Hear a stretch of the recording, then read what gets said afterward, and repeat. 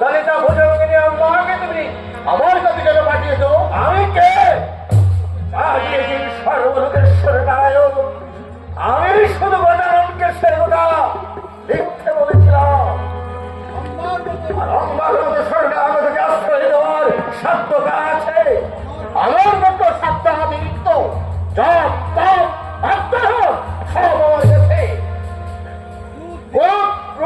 আমাকে আচ্ছন্ন করে রেখেছে। সব বিরাট সত্য দেওয়ার নামে এক তরুণ তাপসকে আমি নিরাশ্রয় করে বিতাড়িত করেছি। ঈশ্বর তাকে আশ্রয় দিয়েছে। আপনি শুধু শোনা কথা অন্তর কথা ভাবো আর ভাবো ভক্তি বড় না শক্তি বড়।